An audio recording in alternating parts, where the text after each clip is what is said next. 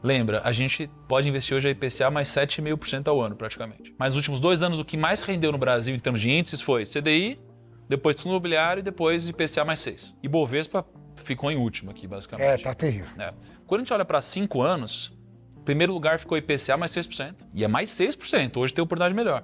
A gente tem aqui IMAB, que também são títulos ligados à inflação, basicamente. O CDI ficou aqui, ó. Ficou nessa linha. Então já começa a ficar um pouco mais distante, mas Ibovespa também ficou lá atrás. Quando a gente pega 10 anos, o que foi em primeiro? IPCA mais 6% de novo. Caramba, mesmo assim, Ibovespa vai lá dar 15 anos, então, daqui a pouco.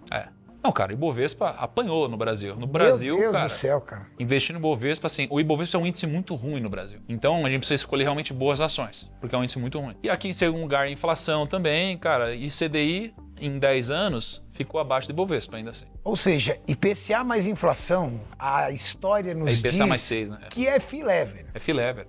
E a taxa de hoje é mais filé ainda, cara. IPCA mais 6. É filé. E a gente Agora, tá falando de 7,5. 7,4. É isso, cara. Esse é o ponto, cara. Esse é o ponto, Renato. É difícil você escapar da estatística, né? A minha grana, eu tô fortemente alocando nisso. Quando a gente olha para 15 anos, adivinha? IPCA mais 6%. Né? Então, em 15 anos, poxa, rendeu 457%. E aí, Ibovespa continua em último, cara. Ibovespa em último. 457% em 15 anos. Se IPCA mais 6% foi o melhor, disparado nos outros períodos, existe uma coisa ainda melhor, cara, que é o seguinte, dólar mais 4%. Então, dólar mais 4% é melhor do que IPCA mais 6%. Isso em quanto tempo? 10 anos. 10 anos 10 também? anos, Então, o que a gente tem de Porque aí estratégia? quantos governos a gente pegou em 10 anos? 3, né? Dois governos e meio. O que a gente quer trazer aqui, Renato, é o seguinte, se a estratégia de inflação mais 6 é ganhadora, falando de Brasil, então vou investir tudo no Brasil? Não. Porque hoje os juros americanos estão entre 4,25 e 4,5. E eu consigo mais variação de dólar, então eu consigo diversificar, tem um retorno interessante. Você não está tomando prejuízo também, pelo contrário, mostra que você está até ganhando. Essa aqui é a alocação hoje, tá? É minha realidade. E essa daqui é a alocação, cara, depois. Recomendada. Assim. Vamos lá. 40. A gente pode alterar um pouquinho em cima disso. A ideia é a gente conversar sobre isso, porque às vezes pode falar, não, eu quero um pouco mais de risco, quero menos risco, quero mais aquilo. Mas apresenta aí a diversificação, só pra galera entender. Cara, a ideia é o seguinte, a gente diminuir os 61% de CDI para 40% de CDI. É uma redução drástica, é reduzir 50% do que está pós-fixado hoje, ali. A inflação é a gente aumentar de 16% para 25%, que é basicamente o IPCA mais alguma coisa, que hoje está em quase 7,5%. Quando a gente fala de pré-fixado, hoje está em 5%, e a gente subir isso daqui para 10%. Então, o pré-fixado tem um efeito parecido com inflação. Ele também é porrada. Se de fato a economia for pro lado que a gente está achando que vai, isso aqui é muito porrada. Basicamente, o que está acontecendo? Está diminuindo o pós-fixado e está indo para inflação e pré-fixado. Mercado imobiliário aqui... É multimercado. Multimercado a gente tira. É porque multimercado, cara, a gente acha... geralmente, cara... Foi a explicação, tá? Não, tá mais que entendido. Multimercado, geralmente eles botam um monte de coisa lá, uma bagunça, entendeu? CDI, cara. Cara, quando a gente fala de ações, assim, 5,6 para 5, então... praticamente mantém, que aqui é uma coisa, assim, de a gente tomar um pouco cuidado com o seu perfil, porque o meu perfil é um pouco diferente. Mas pro seu perfil, cara, isso daqui já atende muito bem. E exterior, aí aumentar drasticamente. E ainda mais nesse momento que, pô, o dólar que saiu de 6,30 para 5,70,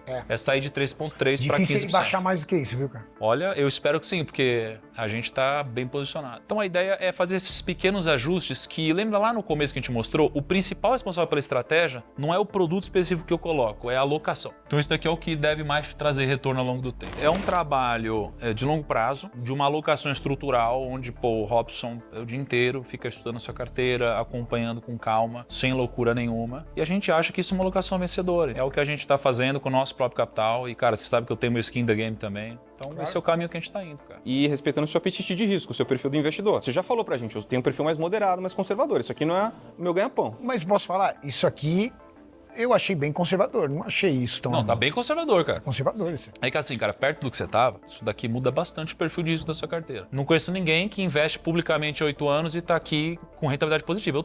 Eu acredito que esse momento é um dos momentos, cara, de maior potencial de multiplicação dos investimentos e enriquecimento, talvez, da última década. Eu realmente acredito. Meu dinheiro tá lá. Mas, cara, não dá pra eu ter a arrogância de levar isso pra vocês, mas é o que eu tô fazendo com o meu dinheiro. Thiago consegue suportar 3 anos de carteira negativa. Será que você consegue suportar isso, Renato? Mentalmente falando, né? Essa que é a questão. Isso é o perfil do investidor. 3 anos ali tomando porrada, entendendo que em 10 anos eu vou fazer esses 3 anos não serem nada. Imagina que eu tomo esses 3 anos de porrada E publicamente. Publicamente ainda, O né? que é mais louco ainda, né? E aportando mais. E aportando, e o pessoal fazendo react, é loucura. E aí eu dou a porrada, pá, e sobe 300%, e aí ninguém fala nada. É igual o Bruno agora que tá sambando na cabeça de todo mundo por causa de cripto. É isso, Nossa, o Bruno tá verifica aí. parecendo aqueles velhos rancorosos. Eu te disse, não tá? A cada 3 postagens do Bruno, uma é da cripto. Por quê? Porque ele deve ter apanhado tanto ao longo do tempo que agora ele tá sambando na cabeça da galera. O nosso papel aqui também é, às vezes o investidor chega e fala, Robson, eu tenho um perfil arrojado. Será que você tem um perfil arrojado?